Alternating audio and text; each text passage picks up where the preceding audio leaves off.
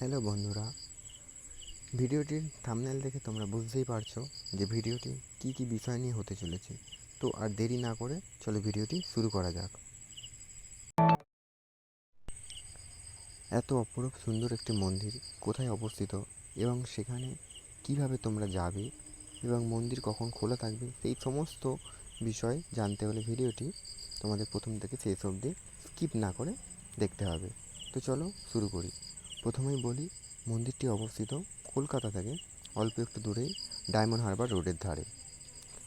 মন্দিরটির নাম হলো বিএপিএস স্বামীনারায়ণ মন্দির, বা অনেকেই মন্দিরটিকে ভাষা মন্দির বলেও জানে।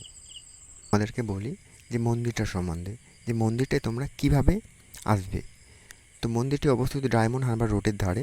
তো তোমরা প্রথমে হাওড়া বা শিয়ালদা যেখান থেকে হোক আগে আসবে ধর্মতলায়। ধর্মতলা থেকে আমতলার বাস অ্যাভেলেবেল থাকে সারাদিনে যখন খুশি। সেখান থেকে বাসে 30 থেকে 40 টাকা নিতে পারে, 1 ঘন্টার মতো সময় লাগবে।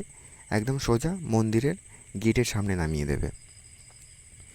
তো খুবই অল্প সময়ের মধ্যে কলকাতার মধ্যে এত কাছে একটা সুন্দর মন্দির আছে যেখানে তোমরা খুব সুন্দর ভিউ পাবে। তো মন্দিরটা দেখে তোমরা বুঝতেই পারছো।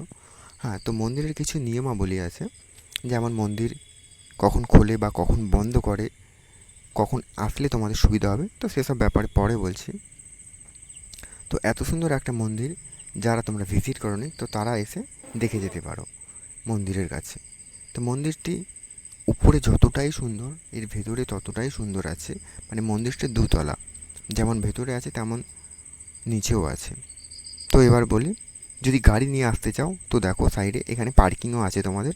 পার্কিংয়েরও খুব ভালো সুবিধা, মানে যারা যেখান থেকে ঘুরতে আসতে পারে এখানে সমস্ত রকমের ব্যবস্থা আছে। আর মন্দিরটি টাইমিং হলো, মন্দিরটি খোলা থাকে সকাল 7টা থেকে দুপুর 12টা অবধি। 12টার পর একদম খুলে বিকেল 4টে থেকে রাত 8টা অবধি। তো এই 12টা থেকে বা এই যে 4টের এই যে গ্যাপটা, এই গ্যাপটা তোমাদের মন্দিরের বাইরেই থাকতে হবে। তো তোমরা সেরকম টাইম বুঝিয়ে আসতে পারো যেন তোমরা মন্দিরটা দেখতে পারো।